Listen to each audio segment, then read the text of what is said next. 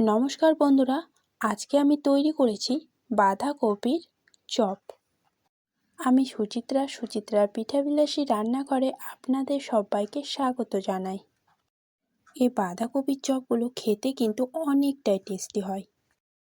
তো আমি সর্বপ্রথম একটি মিডিয়াম সাইজের বাঁধাকপি নিলাম আর বাঁধাকপির পাতাগুলোকে ভালোভাবে ছুটিয়ে নিলাম।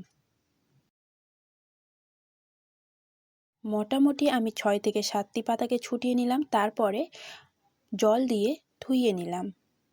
জল দিয়ে ধুয়ে নেওয়ার পরে একটি নিয়ে নিলাম কড়াই, আর কড়াইয়ে আমি মোটামুটি 10 মিনিটের মতো জল দিয়ে সেদ্ধ করে নেব আর সামান্য পরিমাণে দিয়ে দিব লবণ। তারপর বাঁধাকপির পাতাগুলো সিদ্ধ হয়ে আসলে আমি পাতাগুলোকে একটি প্লেটে বা একটি থালাতে উঠিয়ে নেব। বাকি অর্ধেক যে বাঁধাকপিটা ছিল সেই কপিটাকে আমি ঝুরি করে কেটে নেব। তারপর জল দিয়ে ধুয়ে নেব। তারপর নিয়ে নিলাম আমি একটি কড়াই, আর কড়াইয়ে দিয়ে দিলাম তেল। তারপর খুন্তি দিয়ে ভালোভাবে নাড়াচাড়া করে নিলাম, আর তার সাথে দিয়ে দিলাম সামান্য পরিমাণে 5 ফোড়ন। আর 5 ফোড়নটা হালকা ভাজা হয়ে আসলে এতে আমি দিয়ে দেবো এবার পেঁয়াজ কুচি, আর তারপর দিয়ে দিলাম থেতো করে রাখা রসুন। তারপর খুন্তি দিয়ে নাড়াচাড়া করে পেঁয়াজগুলোকে ভেজে নেব। তারপর কেটে রাখা বাঁধাকপিগুলোকে দিয়ে দিব ও খুন্তি দিয়ে নাড়াচাড়া করে মোটামুটি কিছুটা ভেজে নিতে হবে। তারপর দিয়ে দেবো স্বাদ অনুসারে লবণ, আর তারপর দিয়ে দিলাম হাফ চামচ হলুদ ও হাফ চামচ লঙ্কার গুঁড়ো, আর তার সাথে দিয়ে দিলাম হাফ চামচ ধনিয়া গুঁড়ো ও আদা বাটা। তারপর আমি আগে থেকে একটি আলুকে সেদ্ধ করে রেখেছিলাম, সেই আলুটাকেও দিয়ে দেব ও নাড়াচাড়া করে কিছুক্ষণ পর্যন্ত সেদ্ধ করে নেব। তারপর দিয়ে দেব কুচি করে কেটে রাখা টমেটো, আর তার সাথে দিয়ে দিলাম কিছুটা পরিমাণে বাদাম, আর তারপর সামান্য পরিমাণে জল দিয়ে ভালোভাবে এবার কষিয়ে নেব। কিছুক্ষণ পর্যন্ত কষিয়ে নেওয়ার পরে আমি একটি ডিমকে গ্রেট করে রেখেছিলাম, সেই ডিমটিকেও দিয়ে দিব, আর তারপর আবারও মোটামুটি 5 মিনিটের মতো সুন্দরভাবে কষিয়ে নেব। কষানো হয়ে গেলে আমি একটি প্লেটে উঠিয়ে নেব, আর তারপর ঠান্ডা করতে কিছুক্ষণের জন্য রেখে দেব।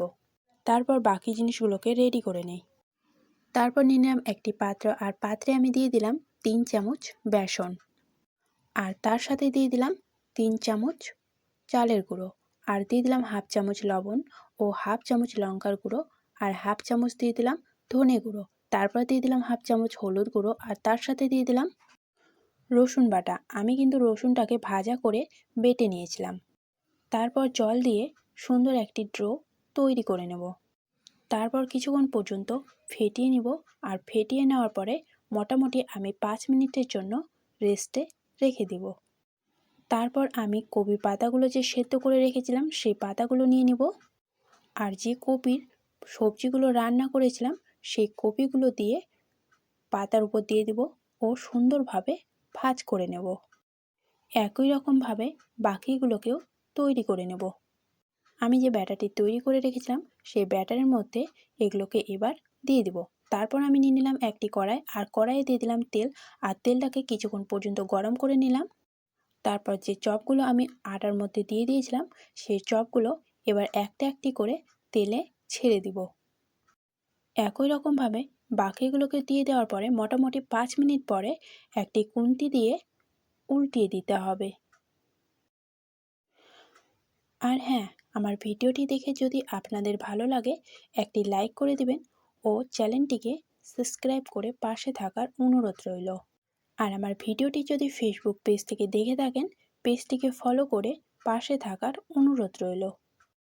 আর আমি কিন্তু একবারে 3টা করে দেবো, এর থেকে বেশি দিব না, তাহলে ভাজাটা সুন্দর হবে।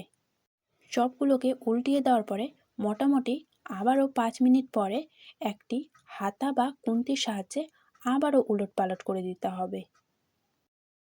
চপগুলো যখন এরকম মুচমুচে বা লালচে লালচে হয়ে আসবে তখন উঠিয়ে নিলেই রেডি বাঁধাকপির পাতার চপ।